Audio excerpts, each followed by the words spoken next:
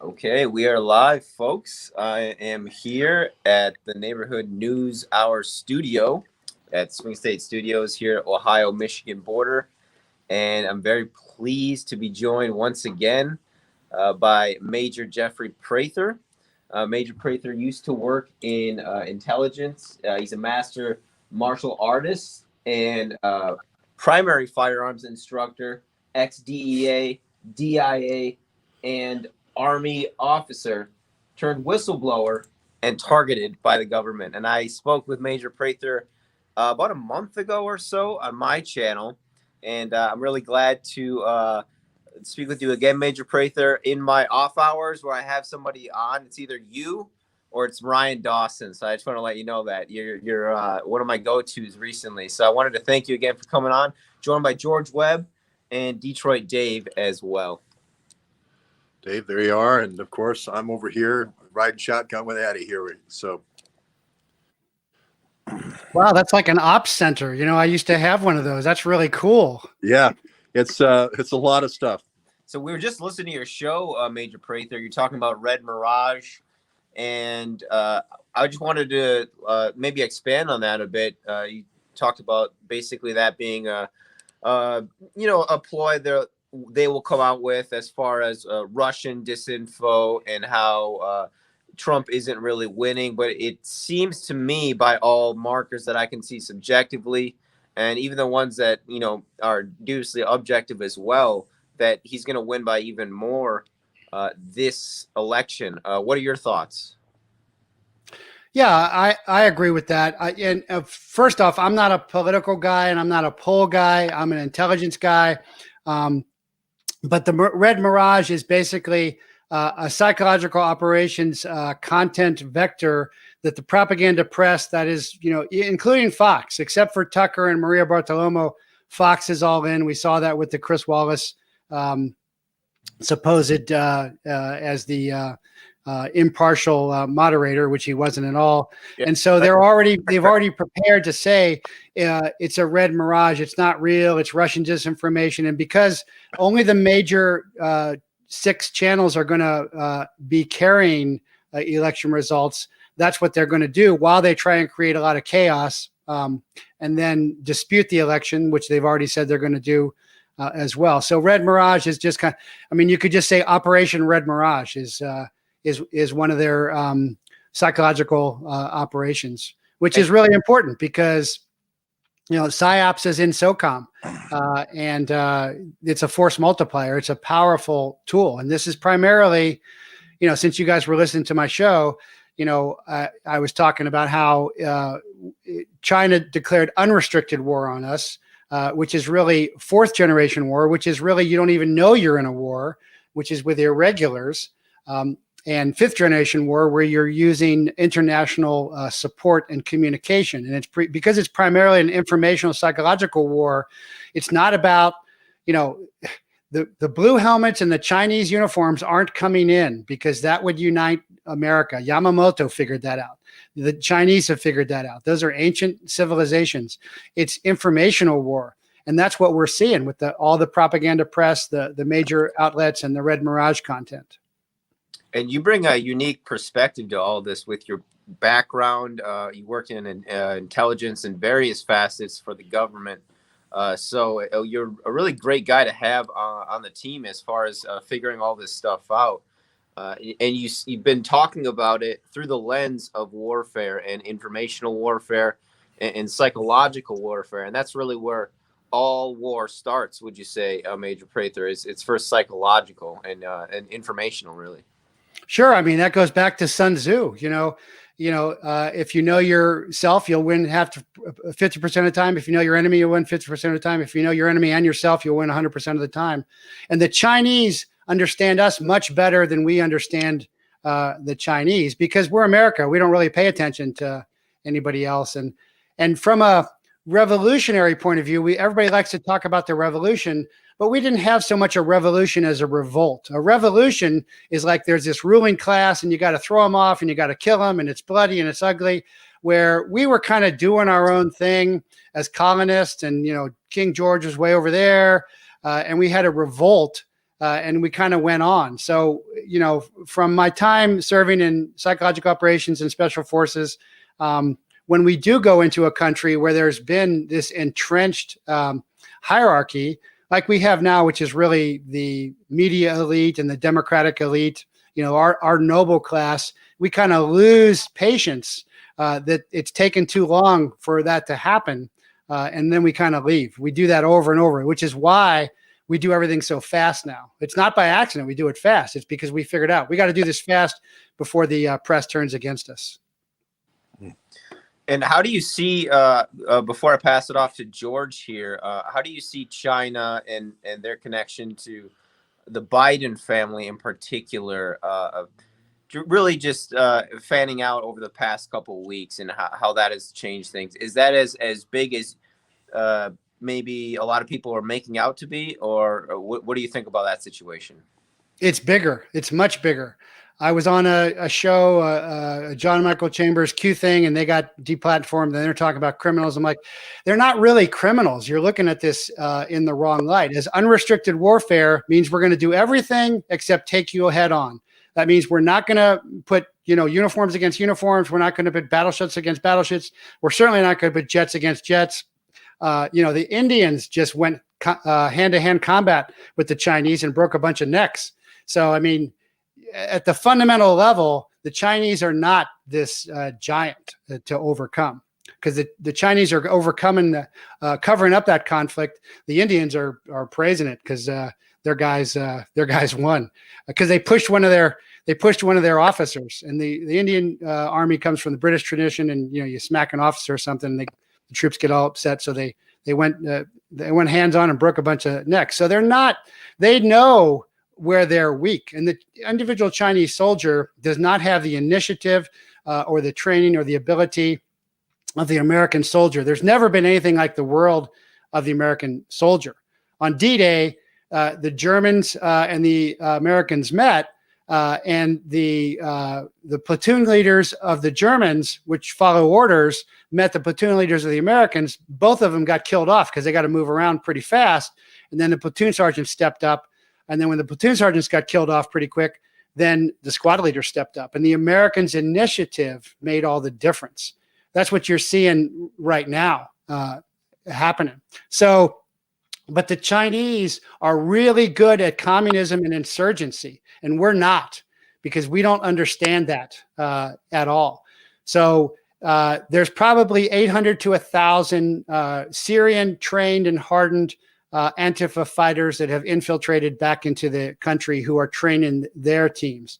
There's probably a couple hundred hardened, trained Chinese intelligence and psychological operations officers. Think Politburo political officer, which is in all their units. We don't even have a place in our units for that thing. And those are the guys in the cities that are taking control. And, you just heard my show. And at first I misunderstood this. And I was like, oh, they're burning down their own cities. It's like they're not fracking around, guys. They're shooting themselves. But that's really the new guerrilla warfare in the cities. And so they're gonna take over those cities and use those as headquarter cities. To then, if you look, it's really at the cardinal points where all that's happening, and it's also splitting the nation. That is strategic, and that's also because those are swing states, and they have to try and control the voting population there as well. Yeah. Well, Jeff, it's been a while since I talked to you last, but it's George Webb here, for all who don't know me. But it's great to talk to you. And your comments about China are the ones that I enjoy the most. And when we talked the last time, so this Bob Ulinsky guy with the Blackberries, I've been saying for 3 years that SOCOM uses Blackberries and these operations that the State Department did for these energy deals, the Russian uranium going down to China for these China reactors, and this Belt and Road and so forth. It was all affected with these Blackberries. We even put up a little road sign. Who's the big guy, Bob Ulinsky? We have it over there in the corner. So I just was wondering, I just wanted to get your perspective on the whole Bob Ulinsky drop at the second debate. Well, I think it's so good to see you again. And I appreciate all your support. You've been very kind and generous to me, and I really appreciate that. And I forgot to tell you, at the end of my DEA career, we were issued Blackberries for a time. And the first thing I said when I'm looking at all these little buttons, because I'm a firearms guy, I'm a raid guy. I'm not the undercover. Addie would be the undercover guy. If Addie was a DEA agent, we'd put, Addie, you're going in, buy me some Coke. Okay. I'm the raid guy. I'm coming in, but I'd never go in, unless I was a corrupt military guy. But so when I'm training my guys, I'm looking at these Blackberries. I'm like, you think you're going to dial this thing with all these little buttons when you're chasing somebody at a high speed chase or in a gunfight? That's never going to happen. What are you doing? Why'd you buy this? And of course, now, we know, why they bought them, because they were excluded from the NSA and the Hammer and Belinsky. I'm thinking there he is, right over. Yeah. So now we understand, and again, that's an intelligence indicator that they were worried about Rogers and the NSA. Why? Well, because they had to go around them. If they weren't worried about it, then they wouldn't worry about going around them. Right. So that kind of fits into the Q stuff of Rogers gives everything to Trump, and Trump goes all around the world, and picks all that up. So I think that they are in deep trouble because I think Bobolinsky he sounds like a typical veteran to me.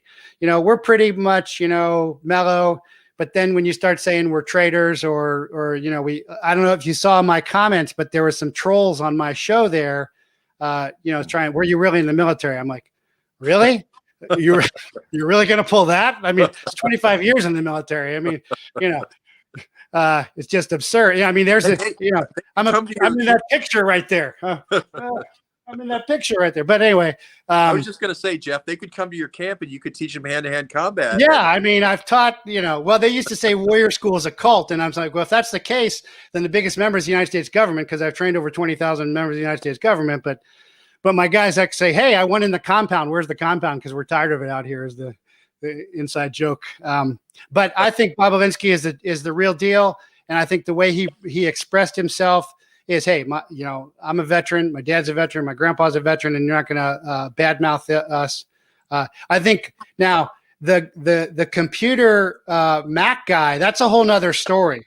That's a different story. That, and I haven't followed you. I don't get to watch you as much as I'd like to. But a blind computer guy who gets the computer, no, that is a covert counter-op, clearly. That sounded like how can he access this without violating, I think it's 10 USC 1467, maybe, the federal child porn laws, I think it is.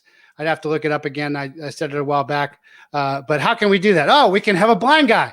So what's good about that is that we can see the covert counterinsurgency happening there. And so Trump's like, okay, Barr ain't going to do anything. Durham's not going to do anything. We'll do counter covert information on psychological warfare. And then the other key that's really, really most important about that is where they released the photos of Hunter on top of the little Asian girl.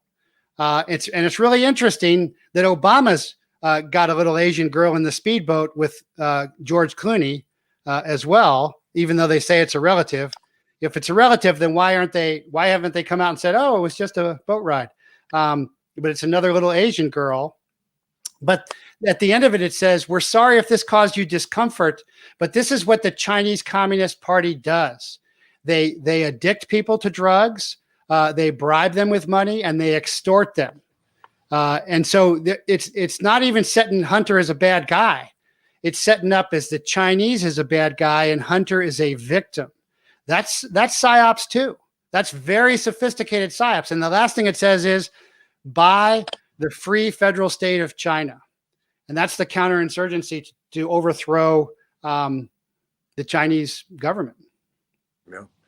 Well, I just enjoyed Bobolinsky saying that they're in Kazakhstan buying uranium, and they're in off the coast in a yacht off the coast of Monaco, and then they're over in Luxembourg at the NATO airlift capability there with the C-124s and.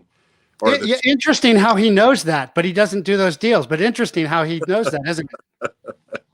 Anyway, I want to introduce you to Dave Underdown. He is one of our analysts, kind of our deep dive guy, and I'm sure he's going to have some questions for you. And I'll just turn it over to Dave. Oh, you're the analyst, so you don't sleep.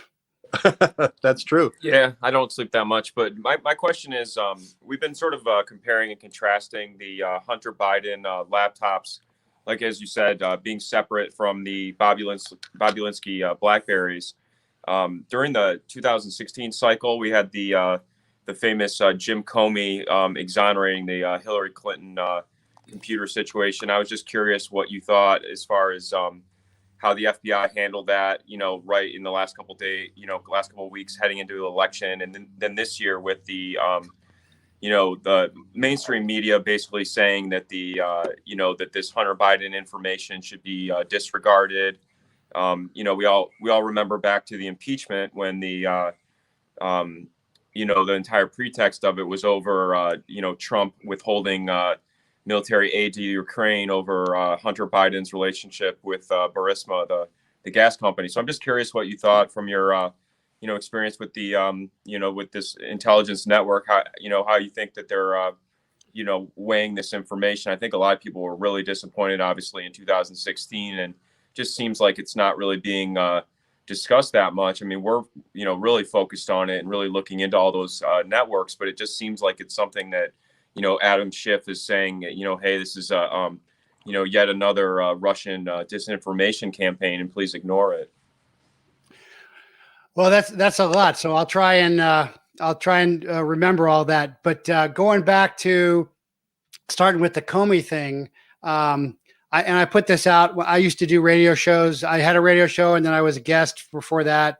And when Comey comes out and says, "Okay, we've got the case, and we're not going to give it to the Attorney General because it's not worthy of given to the Attorney General," right there, any junior G man knows that you make the case and then you hand it off to the assistant, usually in my case, the assistant United States attorney, although I've worked with a couple of U.S. attorneys on big cases, but you don't make that call ever. And so right then is when he should have been fired. So when I was in Nogales on the border for 10 years, and I was a duty agent, I'd get a call from Border Patrol. "Hey, we got 5 guys with 200 pounds of marijuana." And I'd say, "Okay, tell me about them." "Well, there's no fibers on their backs from the burlap carrying straps. They're a little bit far from the dope. They haven't said anything." And I'd get the facts, write them down. Then I'd page the assistant United States duty attorney. And then I'd get out my Motorola brick phone and wait for him to call me. And when he called me back, I'd give him the facts. And then he'd say, "Okay, there's enough PC, probable cause, to go arrest him, or there's not. So take the dope, 202 them, that is, get their biological information, and give them to Border Patrol for deportation." But I wouldn't, as the DEA special agent, as the 1811, I would never, ever make the call whether to prosecute or not. I would build the case, and that was a quick case, and then I would call the U.S. attorney, assistant United States attorney. They'd make the call. Then I'd call back the border patrolman and tell him what we were going to do. So as soon as Comey said, "We're not going to present this case," that's when I knew right away that this was fraudulent and that he wasn't for real. Comey's never graduated from the FBI Academy anyway. He's never been an agent, but that he was setting it up. And why? Because the case was so good that it would definitely have met grand jury standards. We like to say you could indict a ham sandwich. I could indict my grandma at a grand jury because there's nobody else talking. So it would have easily have gone forward. And as that started to unfold, that would have unraveled completely. So that's number one. Trump should have fired him right then. There's no doubt about it.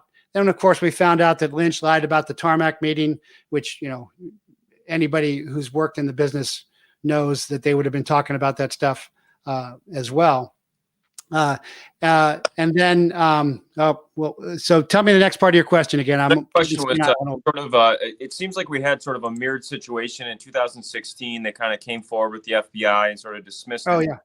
Yeah. Whereas now we have, they're basically talking about these devices and, what's on there, the talk of, like you said, the guy in Delaware that has this small computer shop that, they left, it was the Beau Biden Foundation laptop that was left there, I think, for over 90 days. So they said technically he was allowed to take possession of the device, and that's how he was able to deliver it to Rudy Giuliani and Steve Bannon. But it just seems like, that there's a lot of pushback from the media about whether or not this is authentic information, or like the Anthony Weiner laptop, if there's material that's so salacious that it basically discredits the entire everything on the device.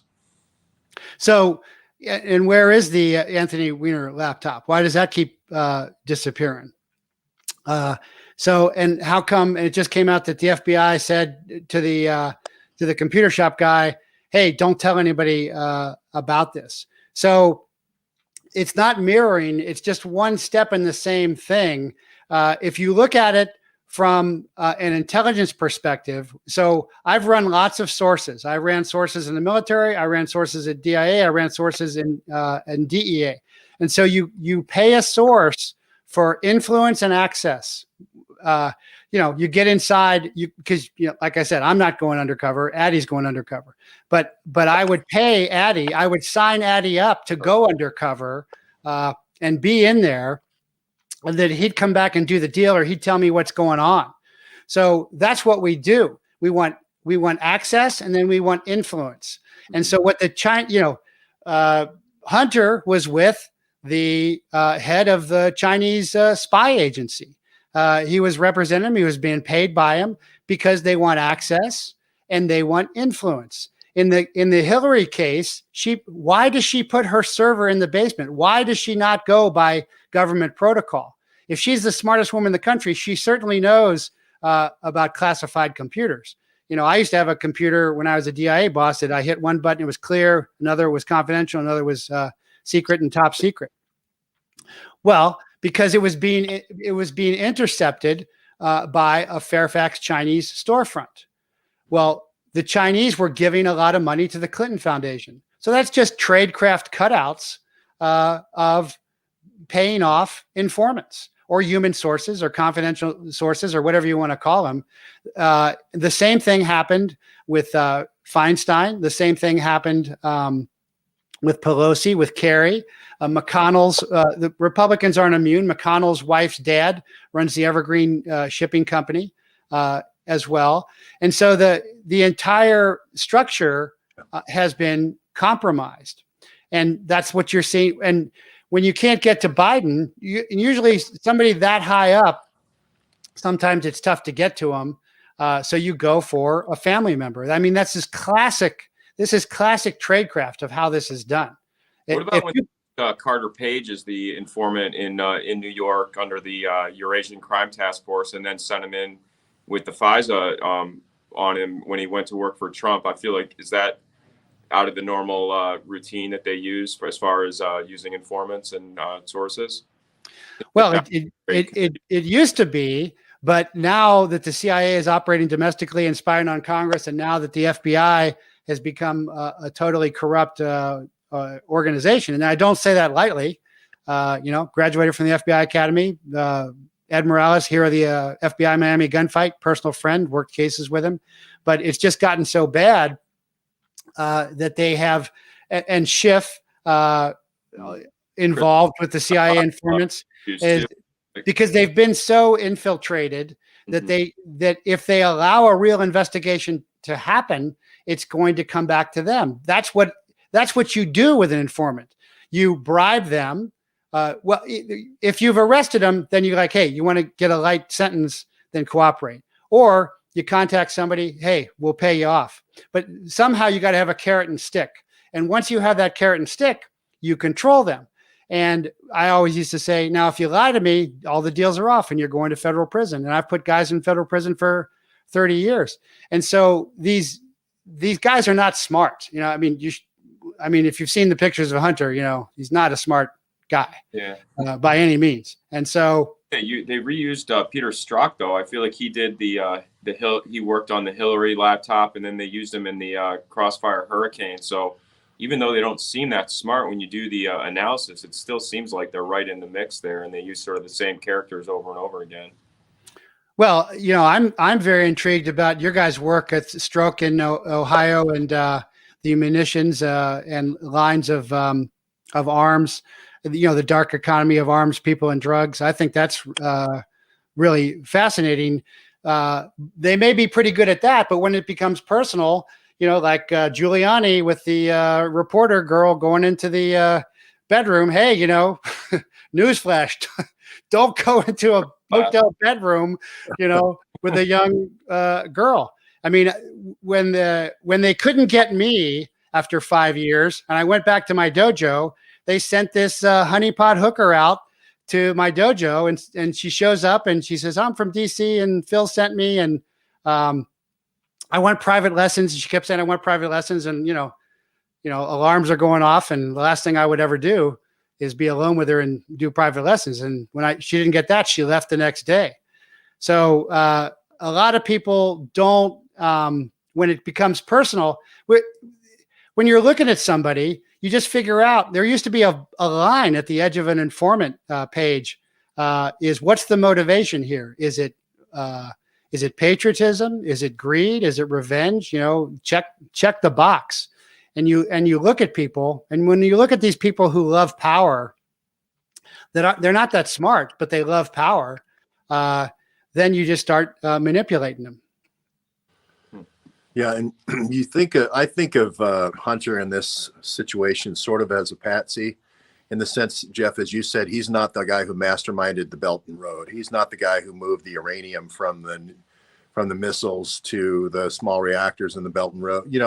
He's not that guy. He's not the guy who's setting all these deals up. You were the guy who did that on the border with the. I'm not saying you moved uranium, but you were on the border and you did stuff where you're doing counterinsurgency and so forth. And I love talking to you because you actually have been there. Your encampment or your compound where all the feds are trying to get into now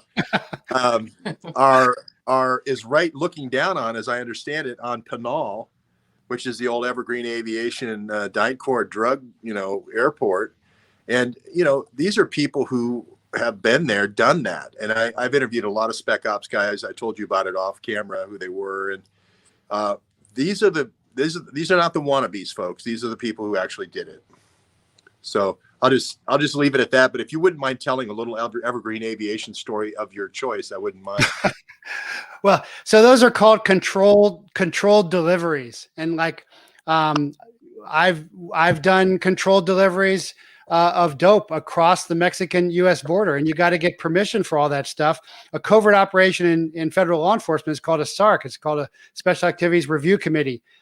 There's different names in different organizations, but you got to get the permissions to do all that, to make that happen.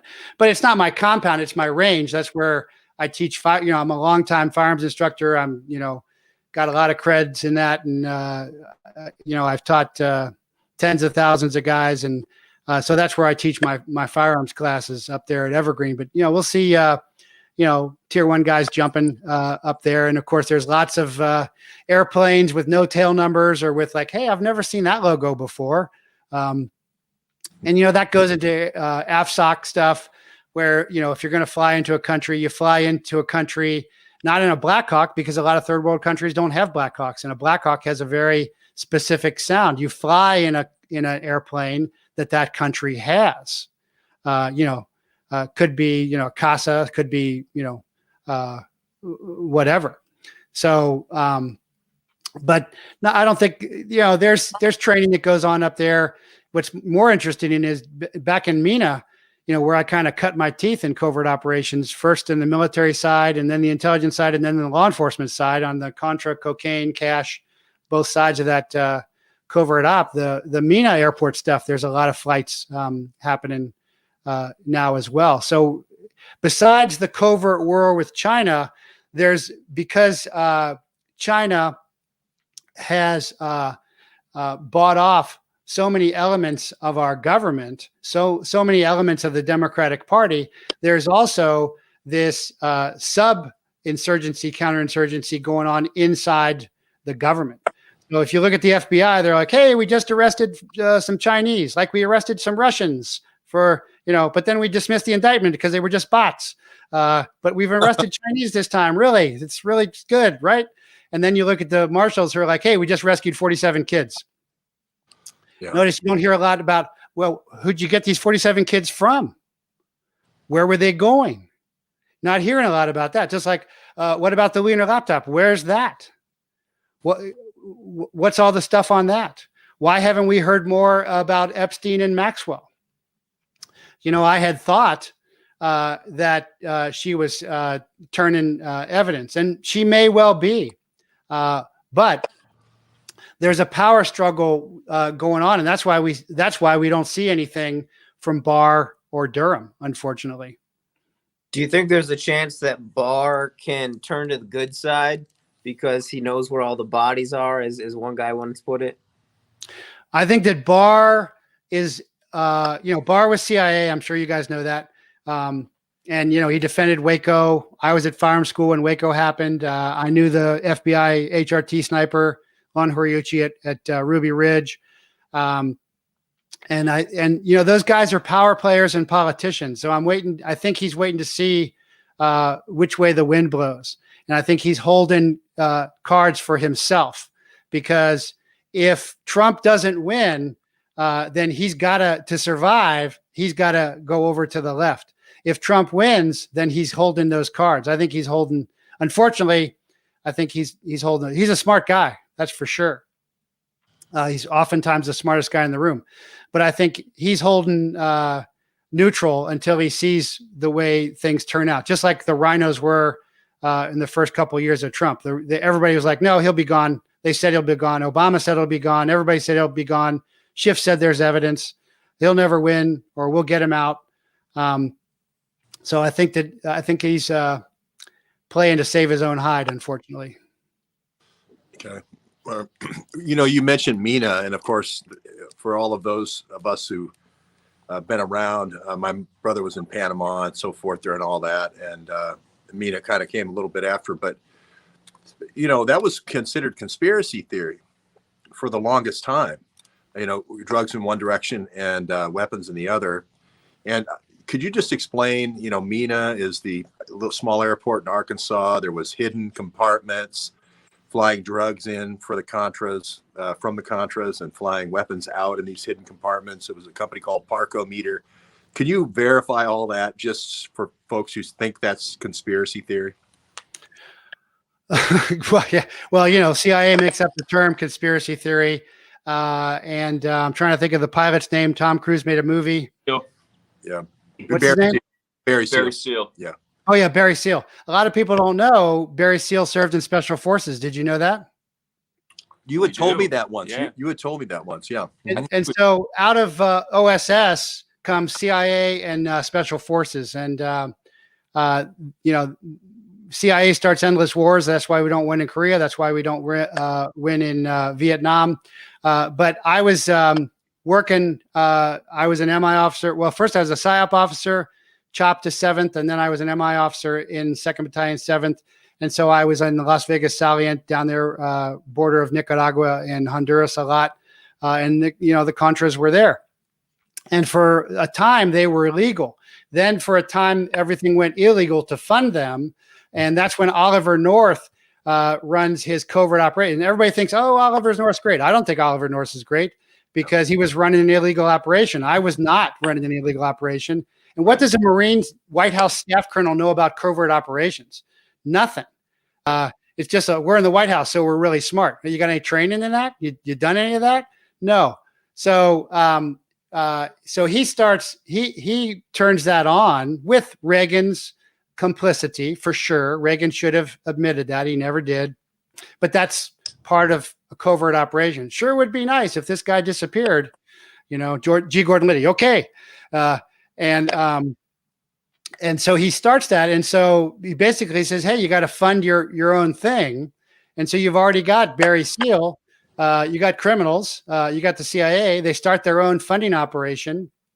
And then later on, they want to funnel the cocaine, the arms, and the Contras, just like we trained the Zetas, just like we trained the Mujahideen. into training camps in Mena, Arkansas, because it is, a country place. And I think things may be happening there again. And so that starts. And so then they're like, hey, this is a really good deal. This is off the books money, black money, which is not about race. Black is black ops, black units, covert activities. And so that begins that whole cycle. So you can really kind of blame Ronald Reagan and Oliver North for the rise of the Clintons, because this is where the two kids end up dead on the railroad. They're sleeping on a railroad track. Yeah, right. And then the body count begins from there.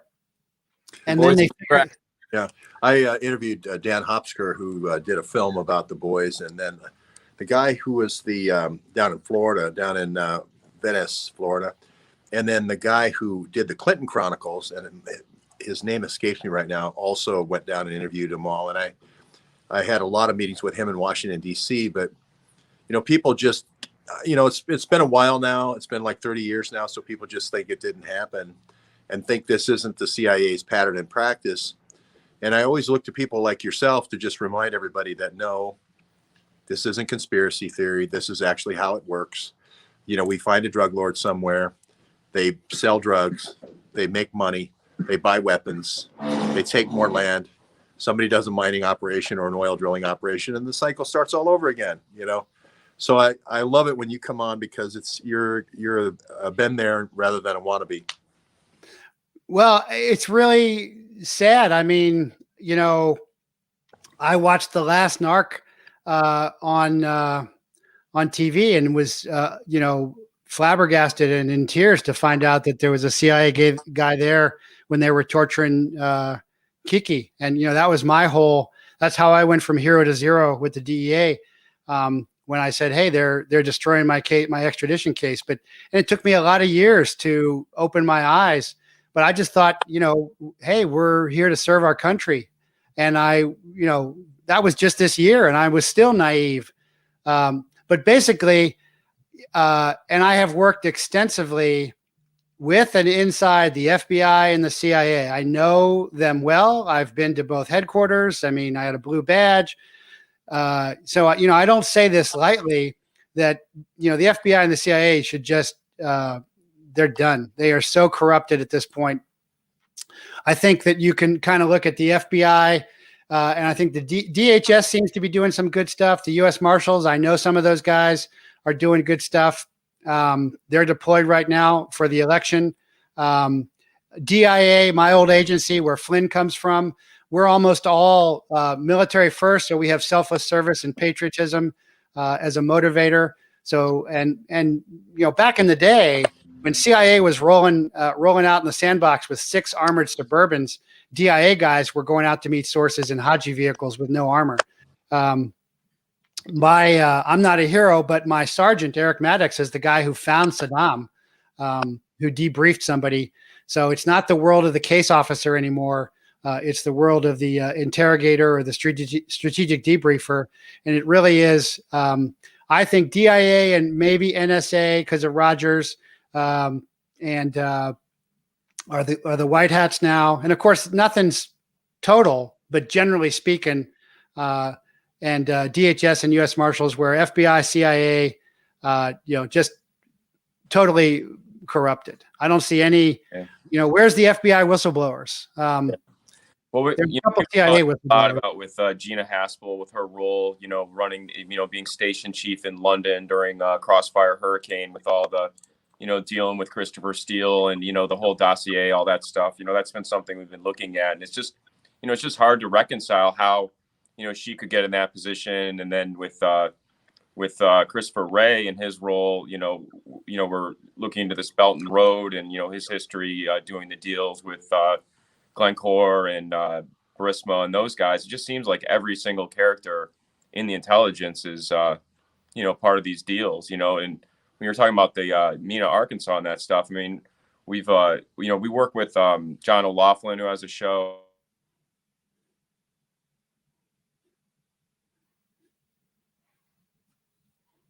And then was in a group called Saxa.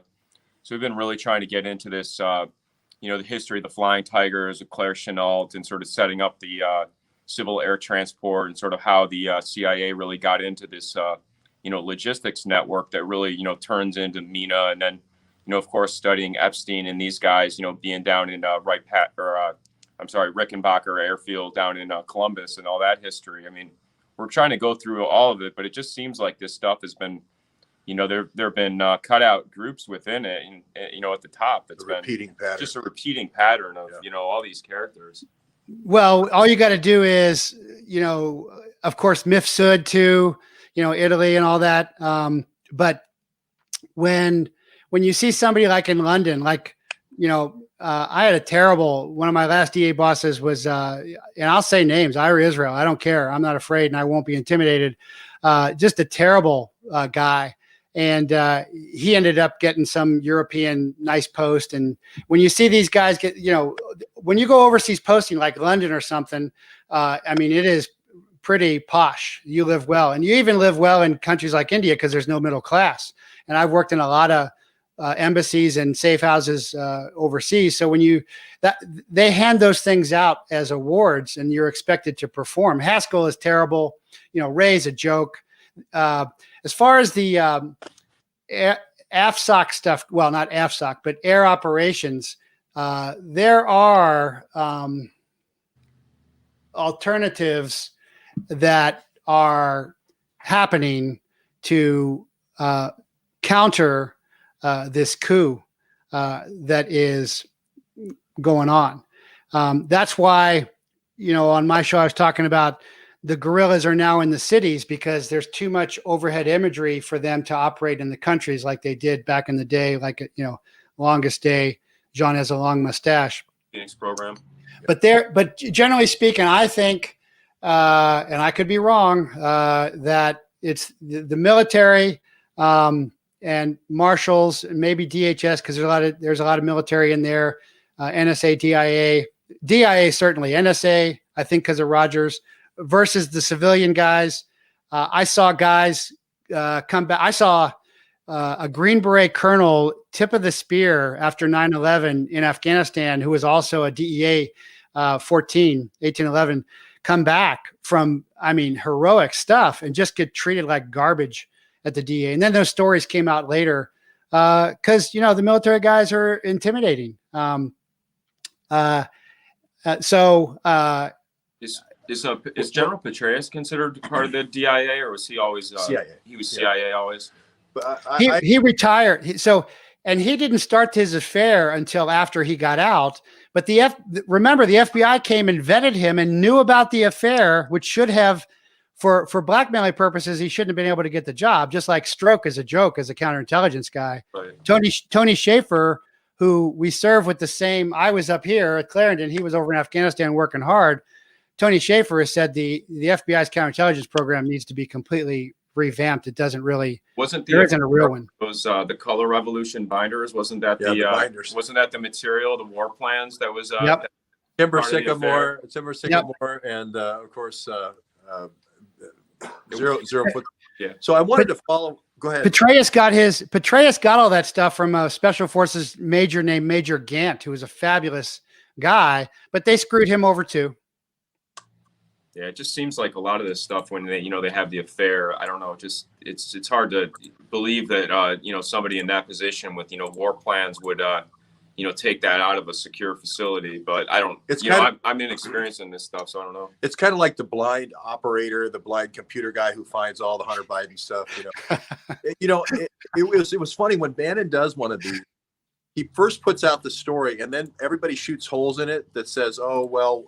If it had a whole bunch of stickers, Bo Biden, and then he introduces a second laptop, and then that people say, if all three, and then he introduces a third laptop, and then he says, if all three had the Bo Biden's foundation sticker on it, wouldn't the guy be smart enough, living in Wilmington, to just drive over to the Biden's home and say, "Hey, you left your laptops"?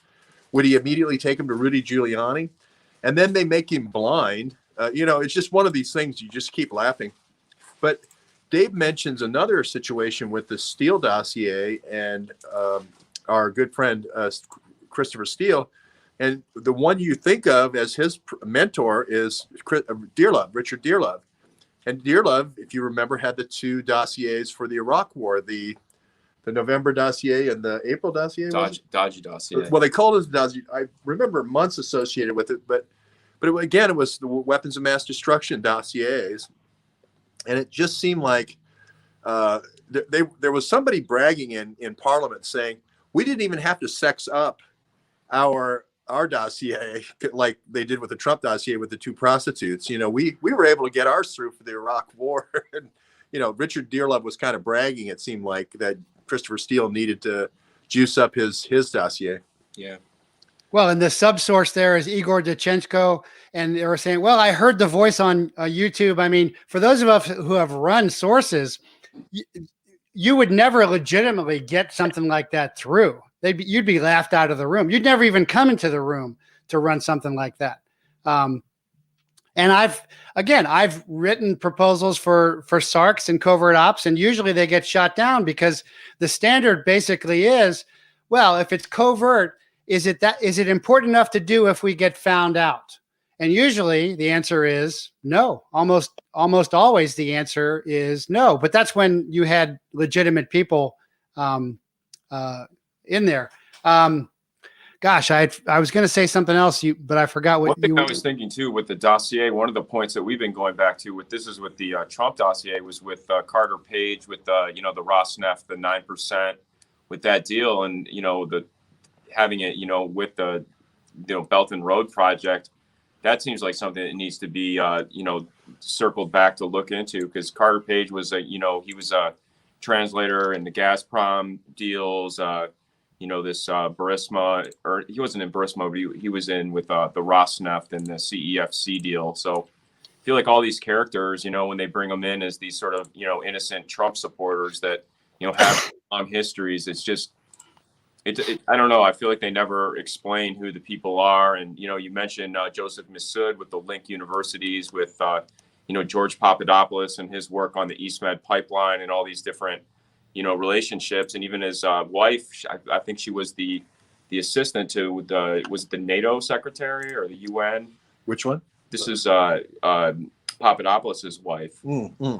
I feel like she was working with Interpol in child trafficking, or Europol out of Holland, and then Interpol out of Lyon, France, was kind of running. They compete for their compromise operations against European members of Parliament. It seemed like there's a lot of moving wheels. So anyway, Dave's obviously our data guy. He's got a lot there. Well, George, I wanted to jump in and say, you were saying how Bannon keeps leaking things. So that is not, that's informational warfare. So what Trump has learned is, okay, I can't count on Durham. I can't count on Barr. I can't count on Sessions. They just keep doing the informational warfare. So we're going to show them. So we're going to bring something out, let them deny it, let them lie about it, then bring something else out. Then when they let them deny it, then let them lie about it, then bring something else out that proves that. That's informational warfare. That's psychological operations vectors. And that's exactly what they're doing. Just like if you have seen, I'm sure you have, I talked about it extensively when there's the covert assassination that is filmed in Portland, where the guy's filming, he films the ambush, he films the scouts come up. You can hear the guy say, pull it out. They shoot him. Then you see the clean team come in and take up the brass. Then you see the vehicle come in and blockers. You see the fake medics come in. That was impressive to us, to a few of us, because that was a filmed covert assassination while the guy filming it talked to a bystander who said, hey, you should give that to the police. That guy was impressive in his skill set of tradecraft. And then after that, you saw the assassin, do an interview. And then after that, you saw all of a sudden deputized U.S. Marshals, which may have been other folks.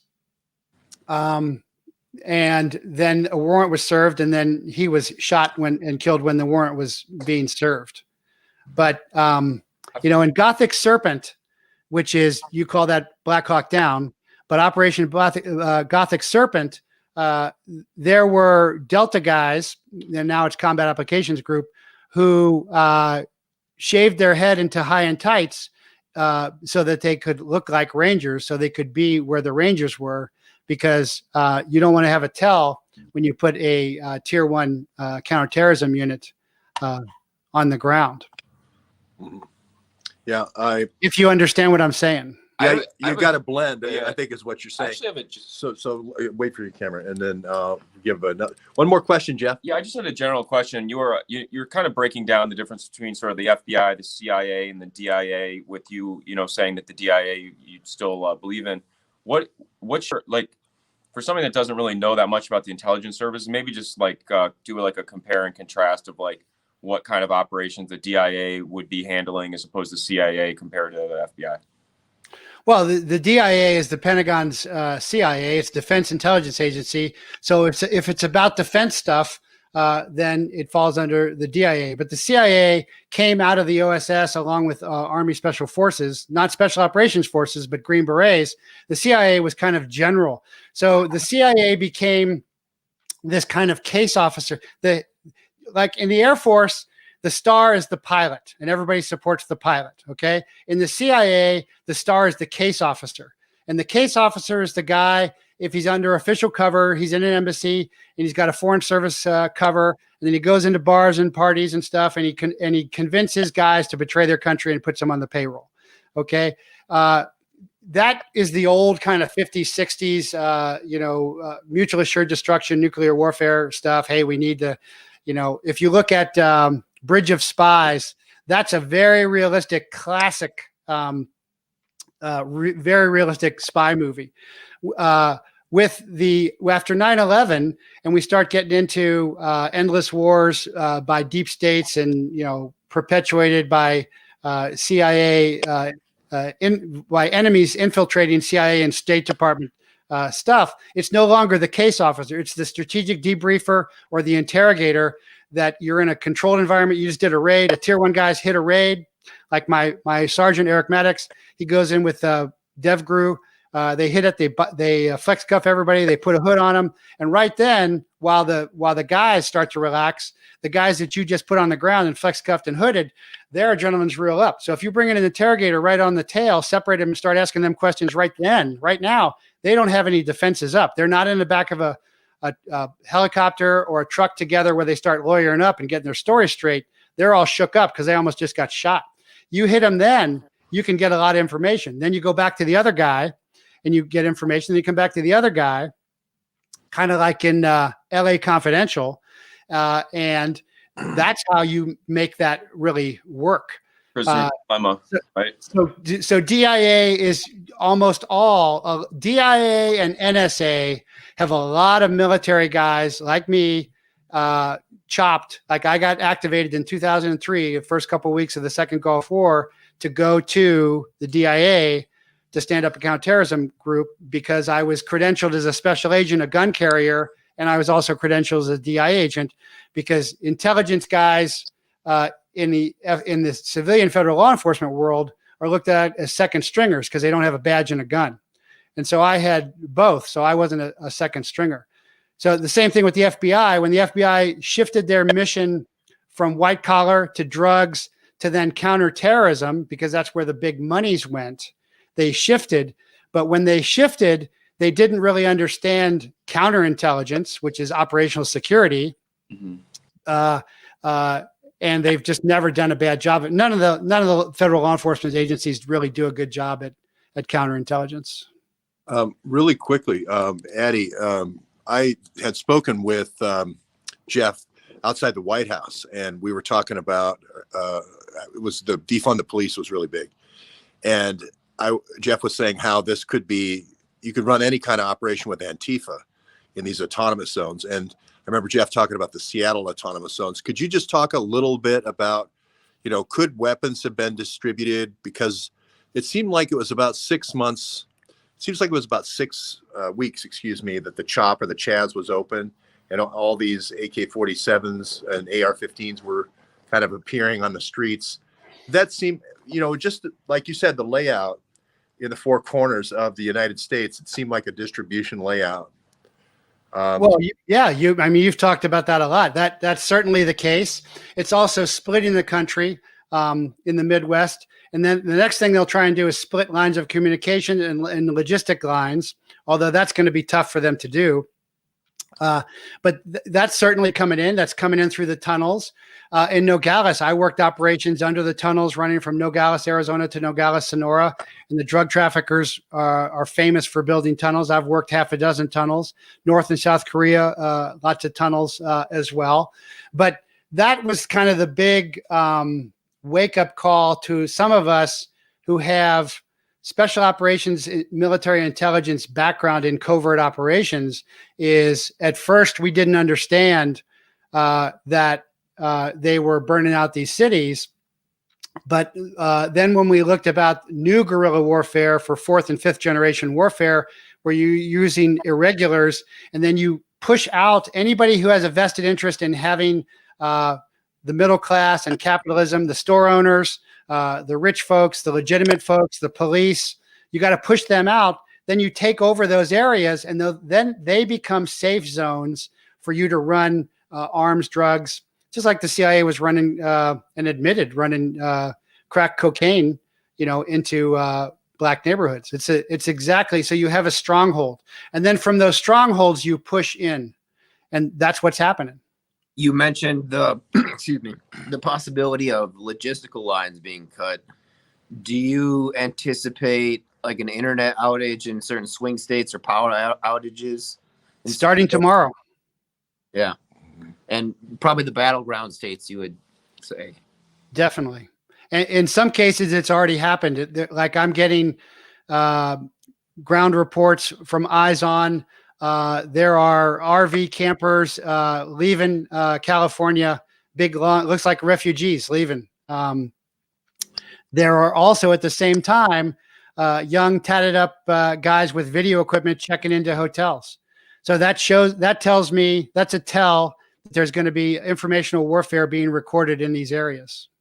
So you would recommend people arm themselves defensively with a camcorder, maybe, or they're just iPhones in terms of recording if they want to get in the game defensively? Yeah, counter record them, counter record their plates. I'm getting that kind of stuff if you can do it safely. I'm also saying wasp spray it sprays real far and covers up camera lenses as well, but don't do anything to endanger yourself. I mean, but I've got tactical vehicle operations training. I've got guys deployed with tactical vehicle operations training. It's worth noting that all these democratic cities, you're not allowed to carry. Guns are sold out, ammunition sold out. Even trying to get equipment is very hard at this point. But I've been recommending. So the best thing to do is bug in starting tonight and the rest of the week. If you have to bug out, then get out of the city, then get out of the county, then if possible, get out of the state. Interior lights off, exterior lights on, blinds down, water. There's been some places in Minnesota where water has stopped, and after the damage, some of the damage in Minnesota, they made the water lines at a lower. They reconcreted at a much shallower base, so that they could do it again much more easy. Are you following me? So they could cut the water later. So those are just classical siege tactics. All this could stop. All this fourth, fifth generation unconventional warfare, unrestricted warfare could stop with third generation warfare, which is you kill the bad guys. But that would play into the hands of the insurgents, because that's what you're trying to do. You're trying to get the government to overreact, and then you can say, see, government bad, come with us.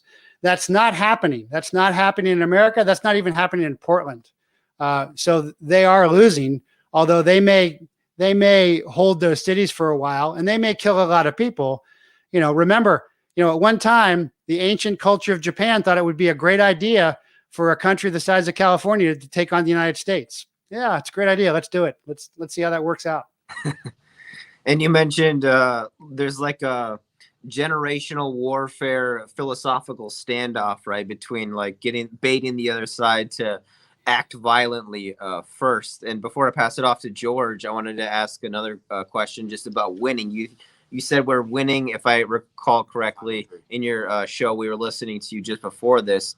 What gives you indications of that in general, and both in this situation as well? Well, and here's your biblical lesson, George. Our Judeo-Christian native moral, ethical base about life and freedom, where their base keeps shifting. It just depends upon what it is, because who the most committed wins, and the most committed has some kind of transcendent value system beyond ourselves, and that's still very strong. That's number one. And number two is they have not convinced the populace. For an insurgency to win, you eventually have to convince the populace that it's better to go with you than to stay with the government. And they have not even convinced the populace in their own cities of that. Well, thank you for the, I think we all here at the Neighborhood News Hour, we get up at 4, we work till about 11. So we're committed. Let me tell you, we're right there with you, Jeff, in the Patriot category, but we do need to be smartened up by professionals such as yourselves who've been there, done that. You've been involved in the Kiki Camarena case, a very sad case that you broke, and you got hammered for it. Fast and Furious, you broke, got hammered for it. The government turned its back on you. You didn't turn your back on the government. And I just want to say thank you for your service, that you're still helping us journalists learn how to play in this new kind of low intensity warfare situation. And it's exactly what's needed tonight and tomorrow. And I just want to say thank you, because you've always been there. I'm sorry about your radio show. I heard you were right in the middle of a broadcast when they ripped the thing out of the wall. It sounded like Stalin had ordered when I heard the story, I couldn't believe it that they pulled. So anyway, I just want to say thanks. Well, yeah, they said I was racist because I was on a Black conservative radio show, a Hispanic radio show for years, studied with Apache Medicine Man. Yeah. So, but right back at you. Thanks for the kind words and all the support. And you guys are doing amazing work. And I am really in awe of what you guys are doing too, and right there with you and standing with you. All right, Jeff, let's do this again. And thanks to Addy Ads for putting it all together. Yeah, thank you again, Major Prather. I'd love to talk again soon. I always learn from you. When I listen to one of your broadcasts, I learned something new. So I just wanted to echo what George said. Thank you for your service. I got a lot of people in my family that are serving in one way or another. So I wanted to say the same as George.